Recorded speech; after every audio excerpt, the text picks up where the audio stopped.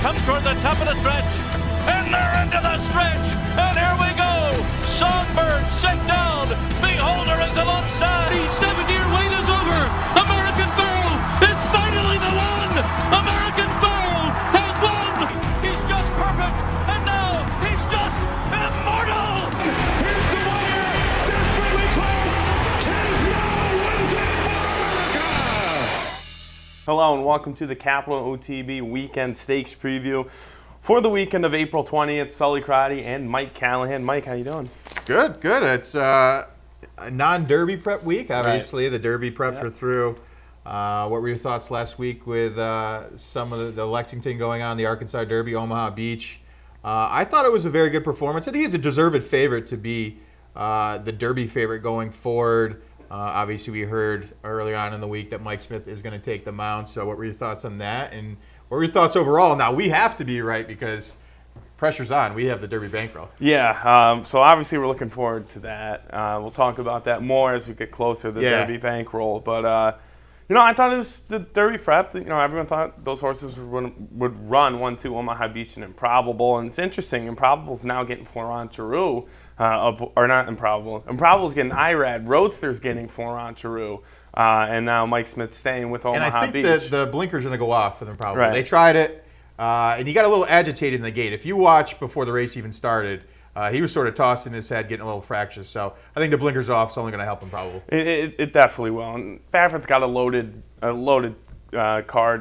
cards as well. She usually does. He's got 3 really good players to win the Kentucky Derby. But, Mike Smith, I think he chose the right horse to ride, even though he's had so much success with Bob Baffert. And he's going to be the favorite, as you said. It's going to be a lukewarm favorite, 4-1, 9-2. Yeah, so it's going to be a fantastic betting race. So it's nice to have all the Derby preps done. And personally, I have no idea which direction I'm going to go. I'm going to have to really look at that race and watch a lot of replays. But as of right now, I do not have a choice for the Kentucky Derby. I've narrowed it down to 3. And I'm going to leave it as a little bit of a teaser, obviously, because we do have the Kentucky Derby coming up, and we'll share our thoughts on the stakes preview that week. And also, everybody's going to see our plays for the Kentucky Derby bankroll as it is. So we'll see how it goes, though. But there still is stakes action across the country this weekend, so we're going to get to that here in a second. And, again, a lot still to look forward to. So. There is, and as Mike said, a really nice stakes weekend all across the country. We have 5 different tracks. We're going to look at 5 stakes as we always do. And the first stakes we're going to look at is up in Toronto. Woodbine back in action. They have the Whimsical Stakes. The Whimsical is a Grade 3 event. They're going 6 furlongs there. And then we'll look in Lexington. The Keeneland meet winding down, a couple more racing days there. This is the race 9 at Keeneland is the Dixiana Elkhorn. Dixiana Elkhorn is a Grade 2 event, 1.5 miles on the turf course. And then we'll go to Charlestown. Charlestown has the Charlestown Classic card. It's a 3-turn race, $1 million on the line, Grade 2 event, 1.1 miles there at Charlestown. And then we'll look to Laurel Park. Laurel Park's got a ton of stakes action on Saturday. We picked out the Federico Tessio. This is 1.8 miles on the main track. And then we'll go out to California, the Kona Gold Stakes. Grade 2 event going at 6.5 furlongs. So let's go back to that Woodbine Stakes. And again, it's just great to see Woodbine back in action. Obviously, they're a very good friend of ours north of the border in Toronto. And they're going to have a stakes race on Saturday, as it is their opening card on Saturday. We're going to take a look at it right now. Field you're going to see here in a second, a field of 6. And you're going to see a vying for favoritism with the 4 and the 5. Sly Beauty, who is a horse that's run up there predominantly, and a horse that's coming in is actually a Louisiana bred in the number 5, Shakopee Town, who's going to be my top choice. And we're going to see here in a second winning 4 starts back at Fairgrounds in a 2 other than allowance race. Horse was able to rate off the lead, is actually going to be widest right now, and is able to get the lead fairly easy. And right about here is when you're just going to set the horse down, and this horse is going to open up by 8.5. Got a very nice buyer figure going forward from this race, and has won 2 starts back, did win at Fairgrounds. Now the biggest question is this horse that's done well on the dirt. Is this horse going to be able to transfer it up to Woodbine over the synthetic? For me, it's all about the work on April 13th. first of 100 that day, 46-4. I think the horse shows really good signs of liking synthetic up there. I think finds a soft enough field, and you may get a relatively decent price at around 9-5, 8-5. Maybe a horse that you can single in the multi-race wagers going forward. So for me, I like Shakopee Town on top. Underneath, the one I think is quite interesting, a horse that's going to show some speed, and there's not an abundance of speed for a 6-horse field. So if this just becomes a jocks race, you're going to see Kirk Johnson, who's been aboard all of her starts, may be able to get the lead fairly easy. Held on 2 starts back. Last time did give up the lead. But again, just the way the pace sorts of sets up in here, I do like the one at a little bit of a long shot play in here to be able to dictate the pace and maybe able to go wire to wire. And then this favorite on the morning line anyway, that's Sly Beauty, who I think is going to take a lot of attraction just because of Eureka da Silva, Mark Casse, a winner 3 starts back. The last 2 were okay and was coming off of a layoff last time out, so second off the layoff. I think this horse with a serious connections in here is going to take a lot of play. Wouldn't be shocked to see the horse win in this spot, but for me, at the price you're going to get on Saturday, I wanted to use underneath. So for me, I saw 5-1-4. What were your thoughts? I went 2, 4, 5, and 1. I like the 2 in this spot. I'm taking a little bit of a shot with one of the Ontario breds, Sidotard. Yeah, I'm glad you brought up Mark Casse because, one, he's going to take a lot of play in here. But Sidotard, he does very well up in Toronto. Now you get Gary Boulanger. And there's 2 jockeys up in Toronto that I like playing in sprint races. One is Gary Boulanger, the other one is Jesse Campbell. So I went Gary Boulanger, and it's a horse that really can fit out your exacta every single time, is running the money 8 or 9 times, and I thought the last 4 or 5 starts have been really, really impressive for this one, and 3 of them were stakes races. I love horses cutting back, going back to sprinting. This is a horse that has had a little success sprinting. If you look back to August and July of 2018, and then in September and November ran in a couple stakes races at the route distance and was on the lead the entire time, did win one, and finished 3rd in another. So I'm a big fan of horses cutting back, and I like the connections of Sidotard and the Stronach group, Stronach Stables owned. So I like Zestina on top here in race number 8 at Woodbine. The number 4, as you said, Sly Beauty. He's going to take a lot of money because of Eureka da Silva and Mark Casse. Those 2 phenomenal up in Toronto, but this horse, as you said, I thought the 2 stake starts, one was really good, the other one kind of faded later in that start. So Sly Beauty's a deserving favorite, I think, in this spot. And then the 5, your top choice, as you said, that last start at the Fairgrounds was a really nice effort there to finish 2nd. Did win by 3 in an allowance optional claimer, but I thought the stakes run 3 starts back at Delta Downs wasn't bad at all. Finished a close-up 5th that day at a nice price. Then with the Fairgrounds, got the job done at a 30 cents to $1 price. So 2-1 offers is going to offer a little bit more value than that Mark Casse play. So for me, I went 2, 4, 5, and 1. And one more time, just my thoughts: 5, 1, and 4 on the feature on opening day up at Woodbine on Saturday. All right, we will take a look now at the feature on Saturday at Keeneland. Now it's the Elkhorn. They're going 1.5 miles, and we've actually talked about these horses a bunch, it seems, on the stakes preview. A lot of them running down at Gulfstream during the Champions meet. You're going to see the field of 10 here in a second, with the favorite being Zula Alpha, the number 10 at 8-5 on the morning line, of victorious in the last 2 starts, looking for 3 in a row. There's really no knock on Zula Alpha. I've tried to beat this horse the last couple times, but when you try to, this horse just seems to find the wire first. A horse that, again, is looking for 3 in a row in very good form. Jose Ortiz, Mike Maker, who normally does well at Keeneland. A little bit cold right now at 1 for 13, but I have to believe it's going to get a little bit better as the rest of the meet sort of plays out in here. But Melmich, and I don't want to bring up Melmich because it's a sore subject with you, and you can kind of elaborate to our patrons, but based off of that effort and Melmich coming back and looking like he won that photo, and again, I don't want to put any more salt in the wound. We'll just stop right there. But I thought it was a very good performance. Only flatter Zula Alpha on top. What were your thoughts? Did you try to beat the favorite, or did you land ultimately with Zula Alpha as well? I tried to beat Zulu Alpha, and thank you for bringing up Melmich. That one still stings a little bit. Lost, I still think the horse won, even looking at the photo. But clearly the horse didn't win. But as you said, that Melmich came back and ran a huge race against Recruiting Ready, I believe it was. Focus Group, one of the Chad runners. Ran a huge race that day at Gulfstream at 6-1.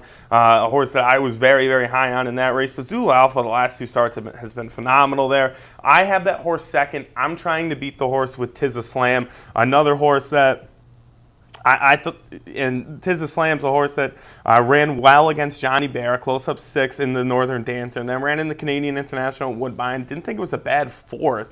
But I think this horse is just raced against a little bit better than anyone else in this group, with the exception of Zulu Alpha. So I'm going to take a little bit of a shot here. A second off a long layoff for a horse that, again, looked okay at Woodbine, and now went to the fairgrounds and ran, against a pretty decent field with Synchrony and Market Off in there. So I like Tiz the Slam in this spot. And again, the second off the layoff, I love betting horses second off after they were in good form before that layoff. So I'll take Tiz the Slam with the shot here.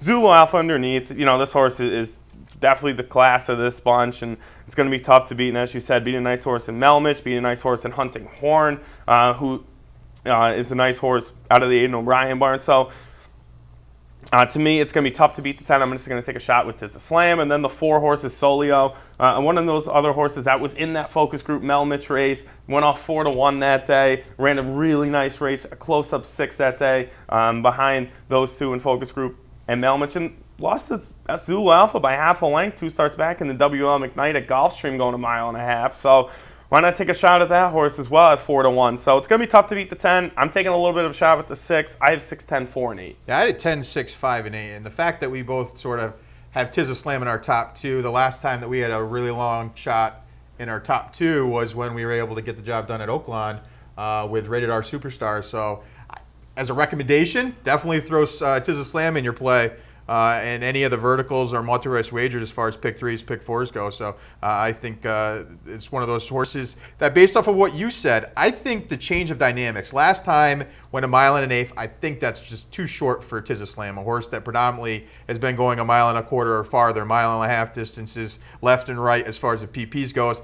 And I don't think Tiz the Slam like being behind horses. Tiz the Slam is a horse that likes to go out there, have a free gallop, and sort of take them wire to wire. Was able to do so in back-to-back victories up at Woodbine back in June and July of last year. So I think the change of dynamics, the fact that this race is 1.5 miles, you're going to see Tiz the Slam forwardly place at 15-1. Hey, why not? If you can get past Zulu Alpha in here, or even link those 2 up for a nice exacta, definitely use that horse. Zulu Alpha was my top choice that I already mentioned and you talked about as well. But what about Canizar?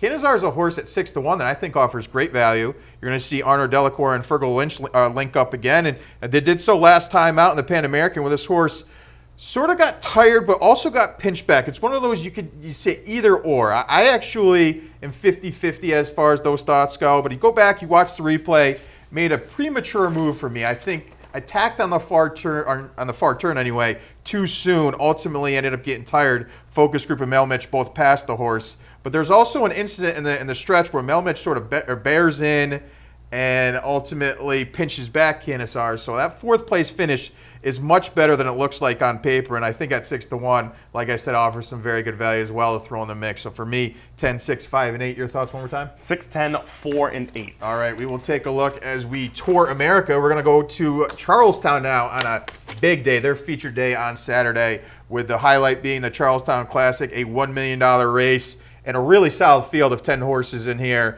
Also eligible to number 11, Bobby G. But ultimately, you're probably going to see 10 going in here. And the morning line odd favorite anyway would be War Story at 7-2.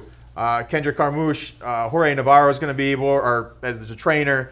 And for me, War Story, as far as the morning line favorite anyway, is beatable in this spot. What were your thoughts in this race? We do have a couple replays that we're going to go to. With Mongolian Groom, who's going to be my top choice, and we're going to see that replay right now. A horse that won 2 starts back last time out.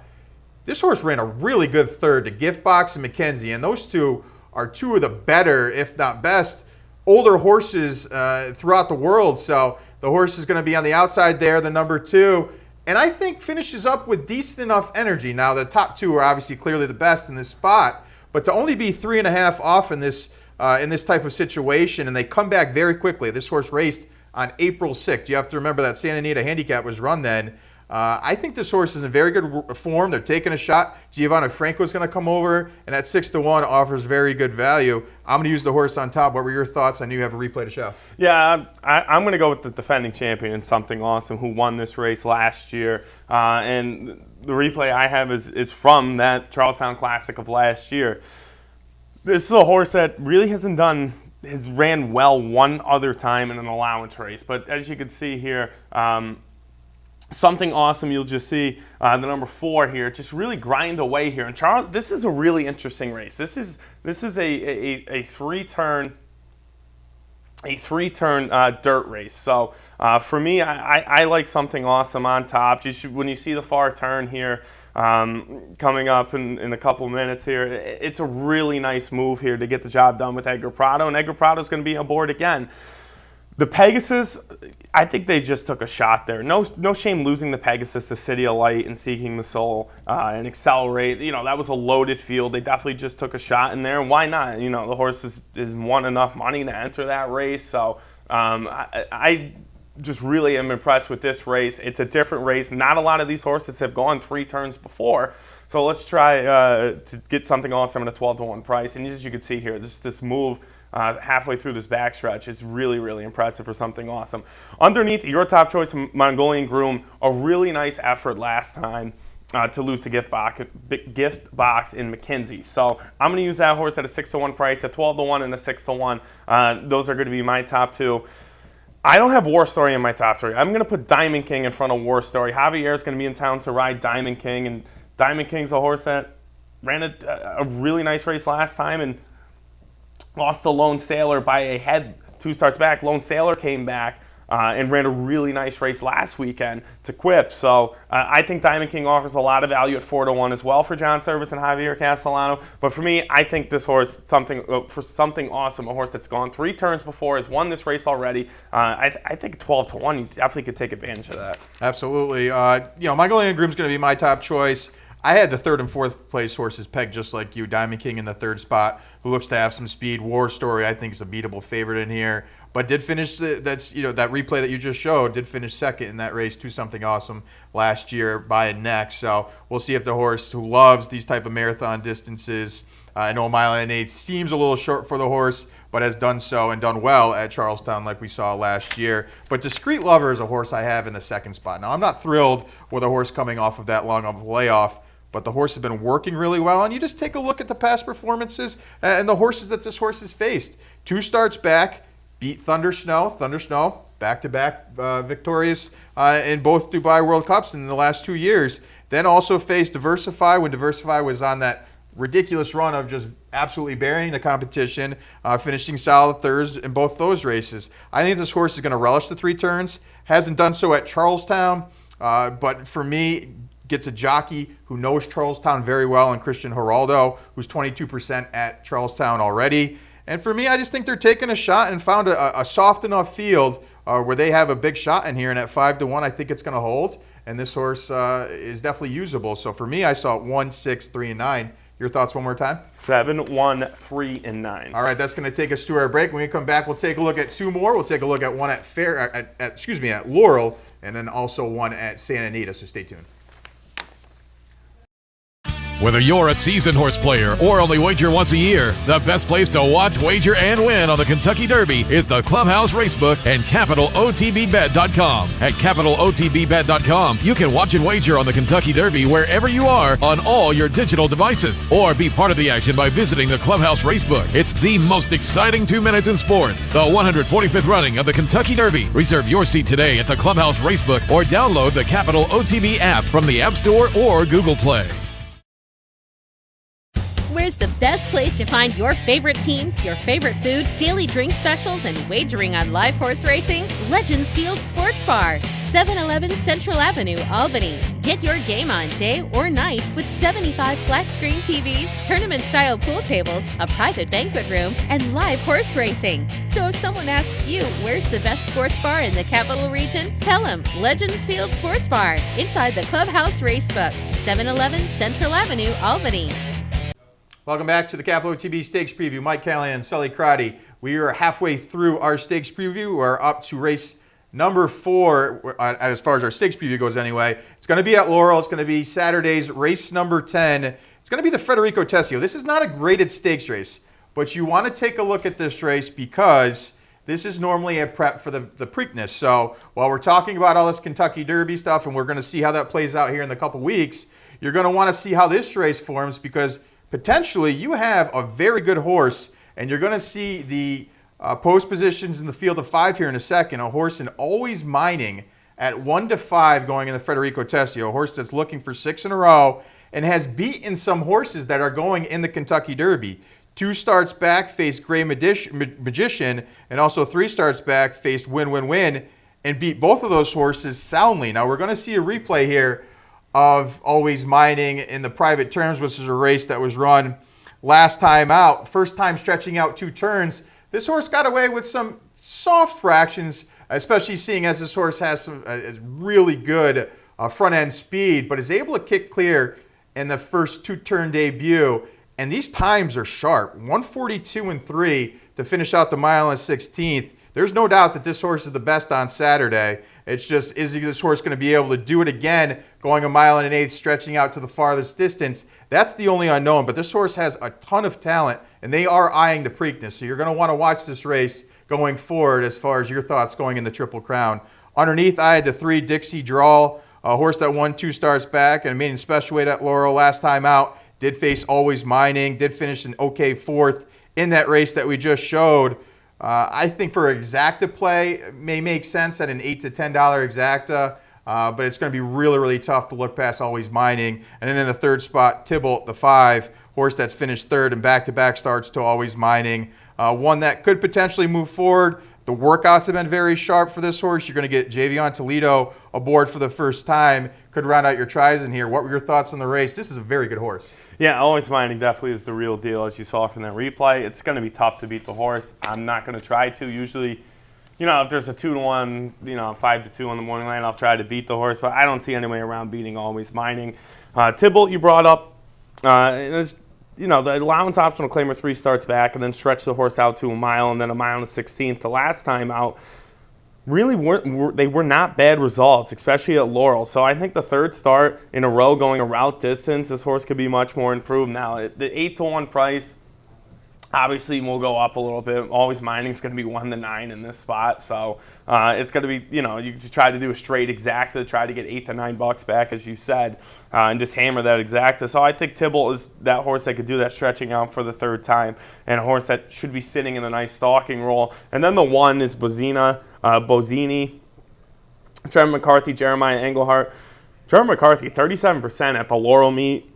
Jeremiah's 1 for 7, but he's running the money 4 times. This is another horse that was running at Saratoga, didn't do too much running, went to the Finger Lakes, finally broke that maiden, but then went to Laurel in a claiming race. And that was a really nice win to get that done at 8-1. Lost to Still Dreaming the next time out by a nose. So a horse that's going up and is really going to have to step it up. I think another horse that could float up in the odds board, especially if Tybalt takes all that money in the 2nd spot.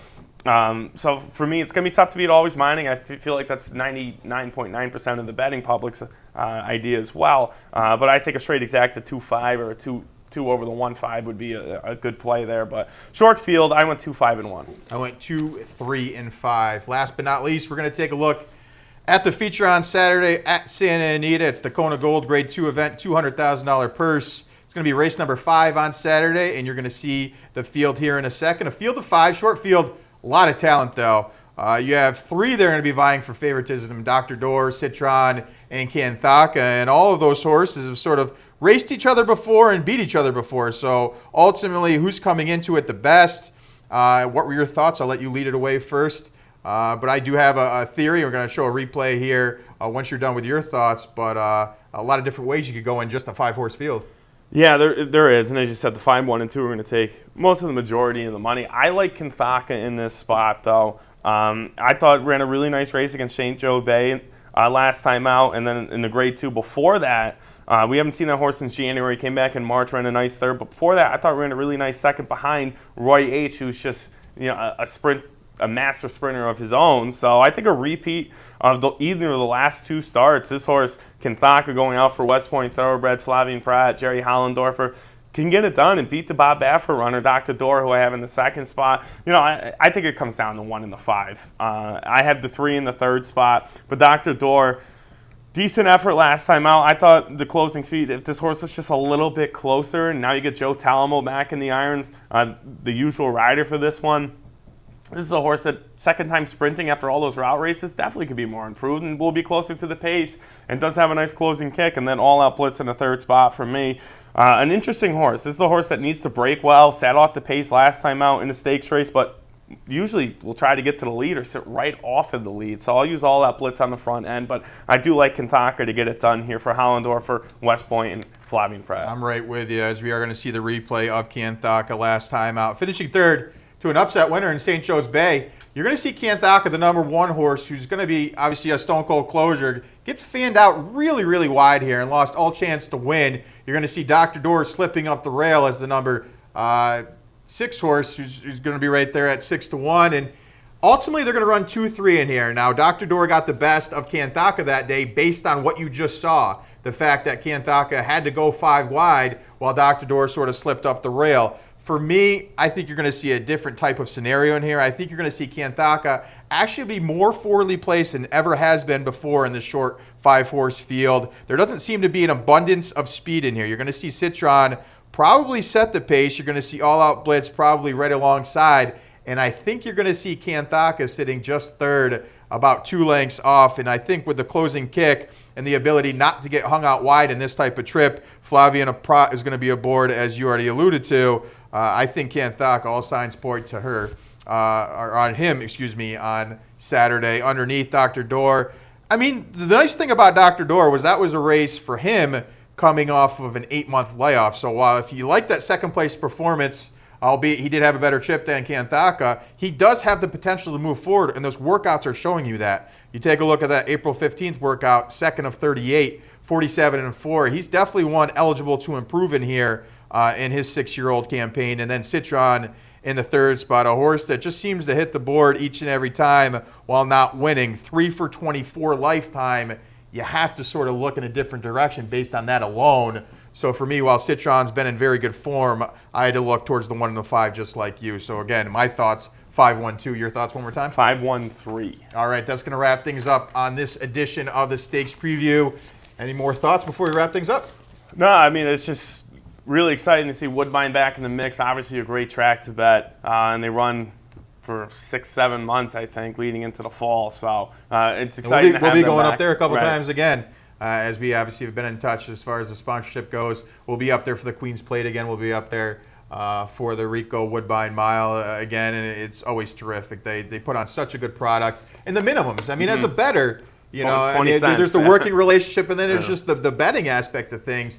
They do it really well up there with the 20-cent minimums. They offer everything. You know, they have Wednesday night racing. You know, they've changed a couple things in the new turf course that they're going to have sprinting. You know, 6 furlong races up there. You know, they're really kind of rejuvenating things, and it's refreshing to see. So it's always good to see Woodbine in the mix. And then also Charlestown with a big weekend. Yeah, that card's really nice at Charlestown, and Laurel's got 6 or 7 stakes races. That's really nice card as well. So a lot of these tracks, really nice cards. But one thing I want to say about Woodbine, if you've never been there, definitely make the trip up there. And if you like playing casino games, they now have live casino games there as well. And as you said, the inner turf course, can't wait for that to open up. Yeah, it's going to be great. And then also Charlestown's, normally you see them run at night, but because of their big day, they're actually going to start at 12:30 Eastern. So note that. As they do have that enormous card highlighted by the Charlestown Classic $1 million race. So that's our thoughts as far as the weekend goes. For Sully Crotty, Mike Allen, till we see you again, take care.